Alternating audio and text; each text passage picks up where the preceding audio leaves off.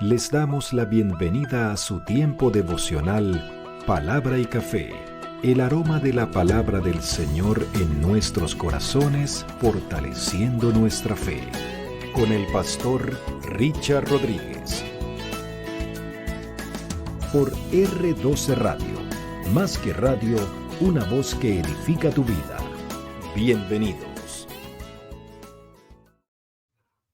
Para hoy, mis amados, para hoy en Palabra y Café dice de la siguiente manera: Señor, tus señales son legibles. Bienvenidos, mis amados, a este tiempo especial de Navidad. Hemos querido tener este espacio esta semana para referir y compartir de parte de nuestro Señor, obvio, basados en su palabra, compartir unos textos, unas enseñanzas devocionales, palabra y café en un especial de Navidad.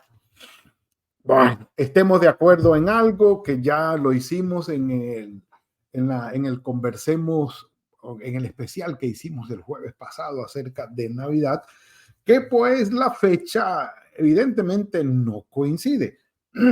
Perdonen, no coincide, es decir, sí, según Lucas capítulo 1, el ejercicio de Zacarías en el templo como sacerdote, nos muestra que pues en realidad la fecha muy probable, según el calendario judío, del nacimiento de nuestro Señor Jesucristo sería para septiembre-octubre. Entonces, para el tiempo de las fiestas de los tabernáculos, muy probablemente esa sería la fecha más acertada para ello, y que la asignación del 25 de diciembre fue una muy buena intencionada o muy bien intencionada acción de aquellos cristianos del siglo, finales del siglo segundo, que quisieron pues darle una orientación más o menos, pero sus cálculos no estuvieron muy acertados y definitivamente nos quedamos en esta tradición. Lo importante, como les digo, mis amados, no viene a ser la fecha, sino definitivamente el hecho, que es en lo que nosotros nos basamos. Y hoy queremos enfatizar o comenzar enfatizando desde el Antiguo Testamento. Ya lo hemos dicho en las predicaciones que hemos compartido, que el primer evangelio comenzó o fue citado o se presentó de parte de nuestro Padre Celestial en Génesis capítulo 3, versículo 15. Cuando el Señor le dice a la serpiente que la simiente de la mujer lo herirá a él en la cabeza y la simiente de él herirá a la mujer en el calcañal o en el talón, o lo morderá en el talón. Evidentemente, la herida mortal sería recibida por parte de la serpiente, o sería recibida por la serpiente de parte de la mujer. Es decir, un hijo de la mujer definitivamente le daría muerte a la serpiente. Es decir, acabaría con su poder. Génesis capítulo 3, versículo 15, la primera manifestación del evangelio, y comienza diciendo precisamente que un hijo de la mujer traería esta bendición. Entonces, de ahí en adelante siguen unas manifestaciones especiales de lo que vendría a ser el plan de salvación del Señor, que por supuesto vendría a través de Abraham y del pueblo de Israel. Abraham y su descendencia, en él serían benditas todas las familias de la tierra. Es decir, finalmente pues se traería un hijo y tendría que venir con una descendencia. Abraham, Isaac, y de los hijos de Isaac, Esaú no fue, pero sí Jacob.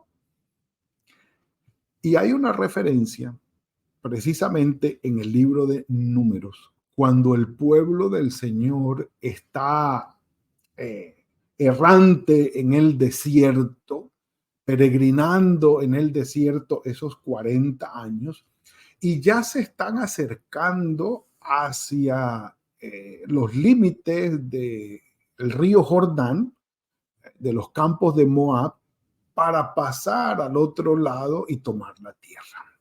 Evidentemente que faltaba pues la muerte de Moisés, pero ellos no lo sabían todavía. Pero en ese momento, un rey manda a llamar, uno de los reyes de Moab, manda a llamar precisamente a un profeta llamado Balaán para que maldiga, perdón, porque al final termina bendiciéndolo, para que maldiga al pueblo de Israel. Recuerdan que Balaam, mientras venía en su burra para llegar a maldecir a Israel, fue la burra que le habló. Todo ese relato está en el libro de Números, capítulo 22, donde precisamente Balac, el rey de Moab, manda a llamar a Balaam, uno de los profetas, no de Dios, pero lo manda a llamar, muy probablemente de un país lejano oriental. Dicen que fue desde allí, otros que fue de muy cerca, por unas palabras que se traducen allí. Y Balaam viene con la asignación de maldecir a Israel para que no avance. Pero de sus labios no sale maldición, sino bendición. Bueno, Balaam, el profeta extranjero, por así decirlo, o el profeta de Oriente, que llegó, fue contratado para maldecir a Israel en los capítulos 22, 23 y 24 de Números, fue el que dijo: Dios no es hombre para que mienta, ni hijo de hombre para que se arrepienta. ¿Acaso dice y no hace? ¿Acaso promete y no cumple? Él fue el que dijo esto. Entonces, él intentaba, porque había sido contratado para eso, intentaba maldecir a Israel, pero no, terminaba bendiciéndolo. Lo hizo la primera vez y Balac le dijo: ¿qué pasó? Entonces lo hizo la segunda vez y Balac le dijo: ven, ¿qué pasó? Te contraté para maldecir y me lo estás bendiciendo. Sí, ya van dos. Entonces Balac le dijo a Balaam: mira, si no vas a maldecir a Israel, está bien, no lo maldigas, pero por lo menos no lo bendigas. Vete y no lo bendigas. Pero Balaam no podía, por la manera como el espíritu lo impulsaba a hablar, y él decía: yo no puedo decir otra cosa sino lo que Dios me dice que yo diga.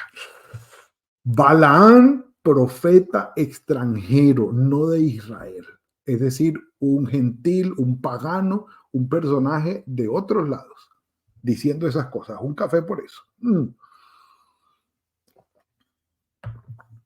Y no solamente a Balaam se le atribuye aquello de que Dios no es hombre para que mienta, ni hijo de hombre para que se arrepienta, diciendo: lo que Dios dice lo cumple, y aquí no hay nada que hacer. Fue precisamente Balaam el que dio la señal de la estrella. ¿Cómo les parece? Mateo, perdón, ya vamos a ir a Mateo. Números 24, capítulo 17. En medio de esta profecía de Balaam, él dice: lo veo, mas no ahora. Lo contemplo, mas no de cerca. Saldrá estrella de Jacob, se levantará cetro de Israel.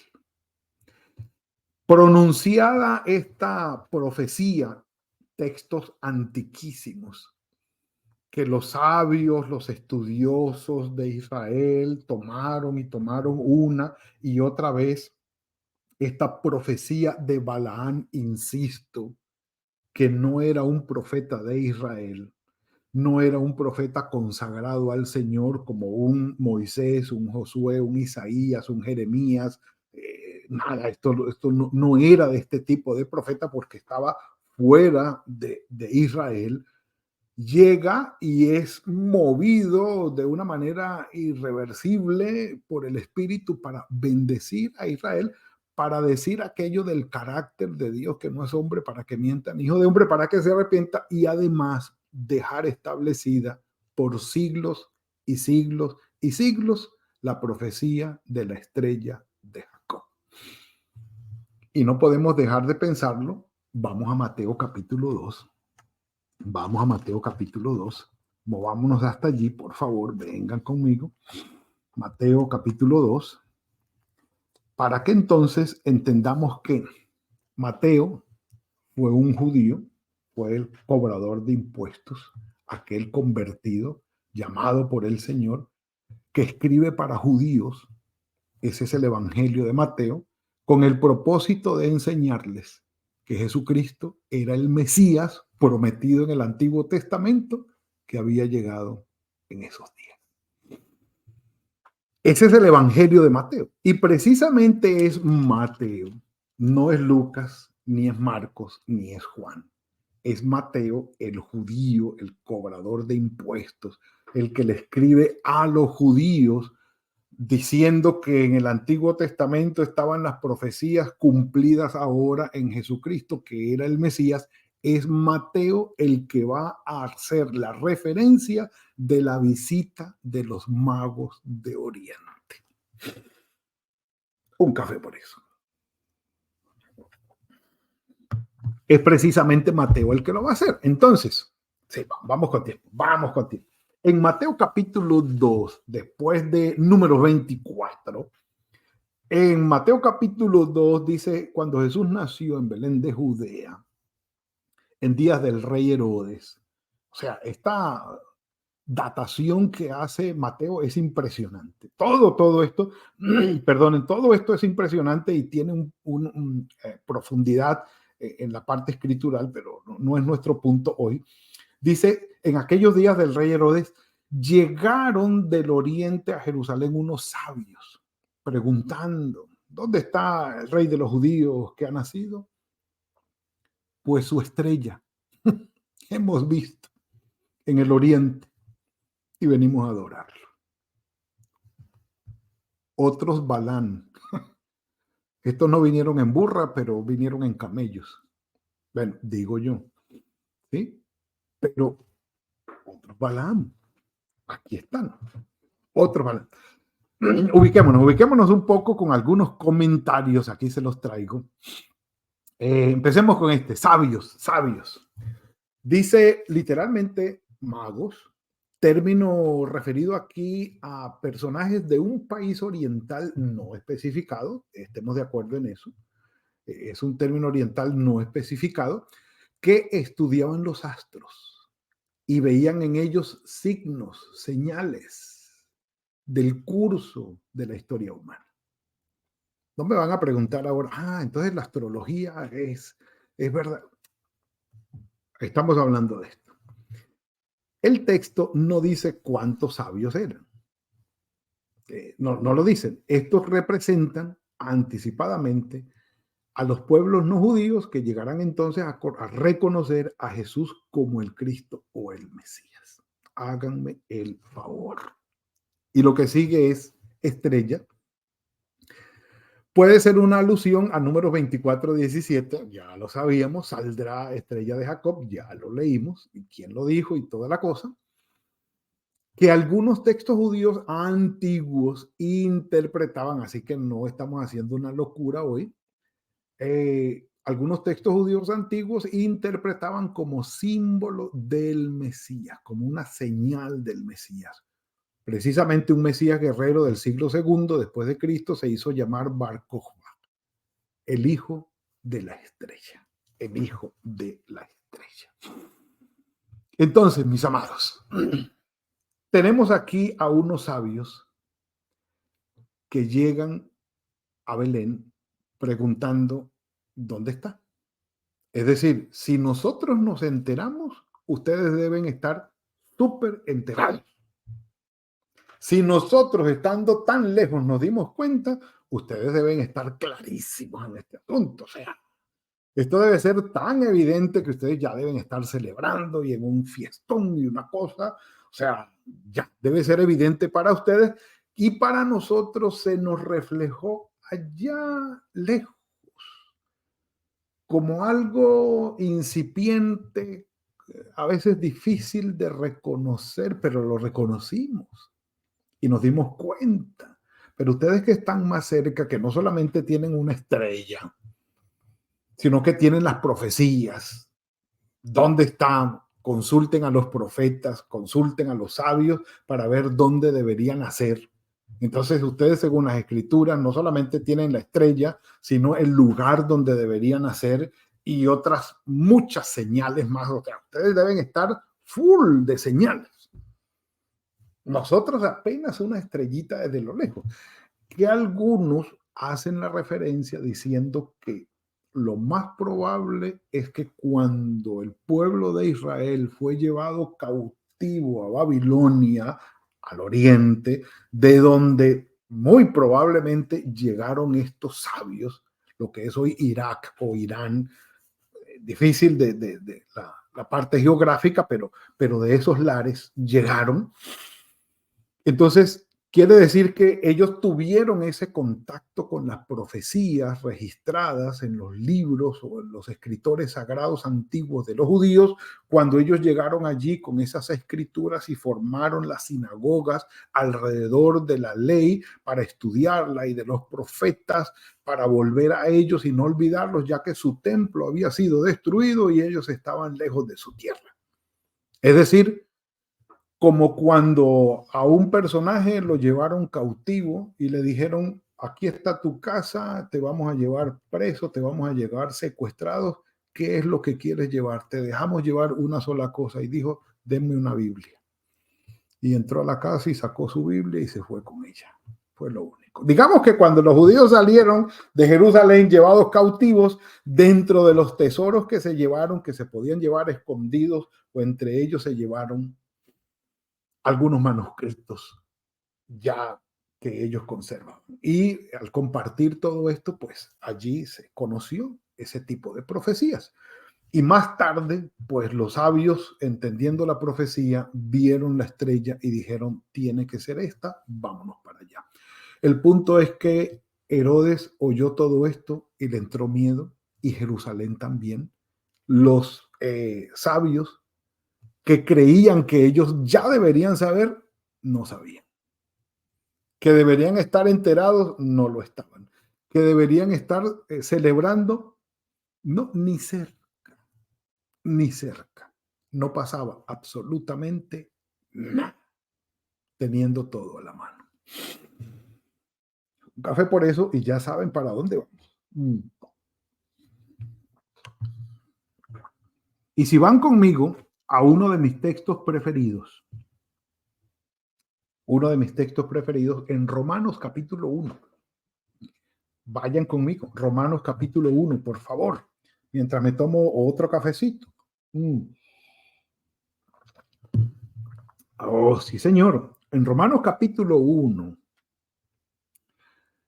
versículo 19, lo dice de esta manera. Porque lo que de Dios se conoce, les es manifiesto, pues Dios se lo manifestó. Es decir, Dios mandó sus estrellitas. Y ha mandado sus estrellas toda la vida, símbolos, señales, revelaciones, todo lo que de Dios se conoce, les es manifiesto porque Dios se los manifestó. Conocemos a Dios porque Él se nos ha revelado. Lo invisible de Él, su eterno poder y su deidad, se hace claramente visible desde la creación del mundo. Y se puede discernir, oh, maravilloso, se puede discernir por medio de las cosas hechas. Por tanto, que no tienen excusa. Versículo 21, ya que, habiendo conocido a Dios, no lo glorificaron como a Dios, ni le dieron las gracias. Un café por eso. Sí, venga, y terminamos con esto. Mis amados, terminemos así. Si los sabios de Oriente, por revelación de Dios, recibieron esta profecía, vieron la estrella y solamente por la estrella se guiaron y sabían que el Mesías había nacido, los de Jerusalén, con toda la información, no estaban ni enterados de lo que estaba pasando. Esta es Navidad, esto sucedió, el Señor lo manifestó para que pueblos fuera de Israel reconocieran a Jesucristo como el Mesías. Dios se los reveló, claramente visible, discernible, todo lo que el Señor les quiso mostrar. No tienen excusa.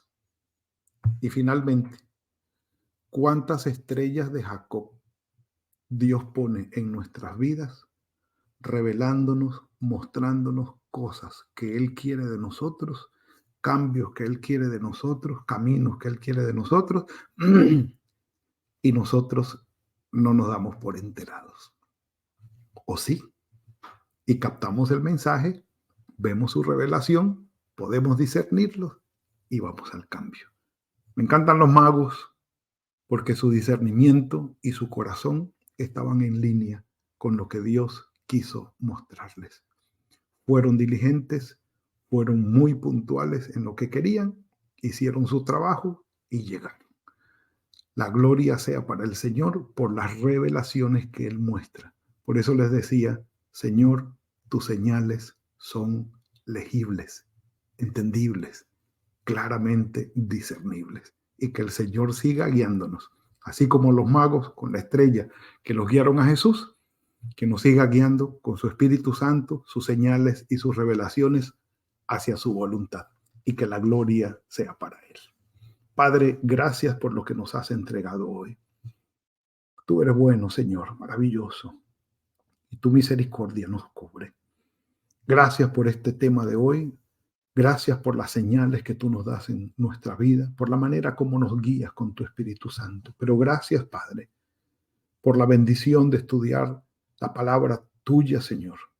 Cómo cambia nuestras vidas, pero y cómo te conocemos, que es lo más importante, Señor.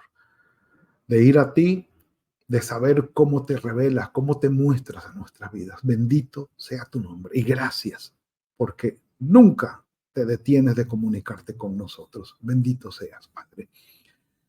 Este día está en tus manos, esta semana que comienza está en tus manos. Dirígenos, bendícenos en todo, te lo rogamos.